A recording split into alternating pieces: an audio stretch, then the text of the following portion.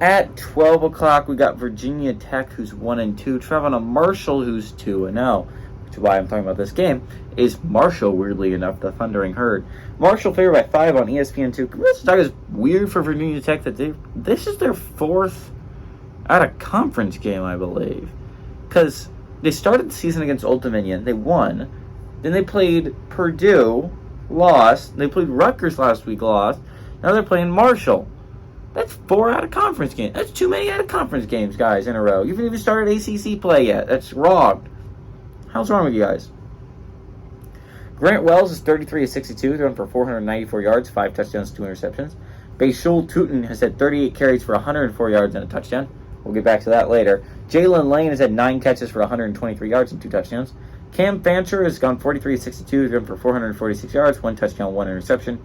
Rasheen Ali has had 36 carries for 222 yards and 5 touchdowns, and Cade Conley has had 9 catches for 114 yards. Virginia Tech's 11-2 all-time against Marshall all-time. Last 9 games have gone to Virginia Tech, ranging from 1951 to 2018.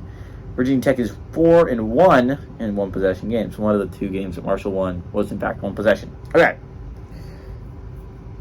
Number 1, Virginia Tech is off to a rough start to a season, right? I wouldn't say the Old Dominion game was fine. Obviously, you won it, and it was not too bad. The Purdue game sucks, but that was a solid Purdue team that you lost to, and it was close, and it was a weird game, right? It ends 9 hours after the game starts, thanks to a freaking weirdly long weather delay. But there's excuses to be made there. You got your butts handed to you against Rutgers. It was not close, and that's not a great sign if you're Virginia Tech. That's not a sign you're celebrating.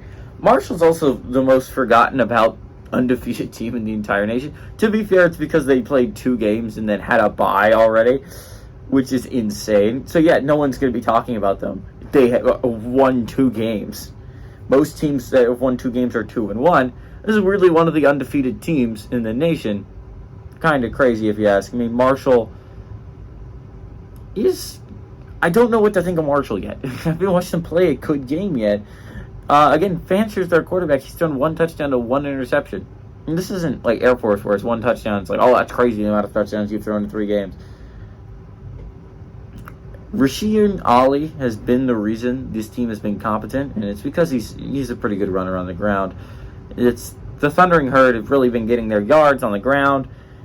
Virginia Tech, again, the thing I would like to point out is they're struggling to get anything going on the ground, which puts a lot of pressure on the quarterback, Grant Wells. And he's not a bad quarterback. But if you ask me, do I think he's the top half of the ACC quarterbacks? I'm going to say no. He might honestly be bottom 2 right now.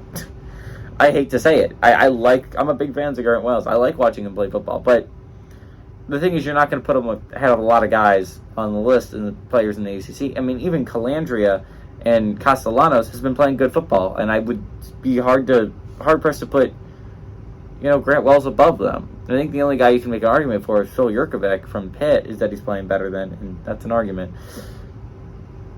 Here's the thing. I don't think Marshall's that good. I don't have any evidence to support this fact. I just believe that they've only played 2 games. They haven't looked phenomenal in either of those games.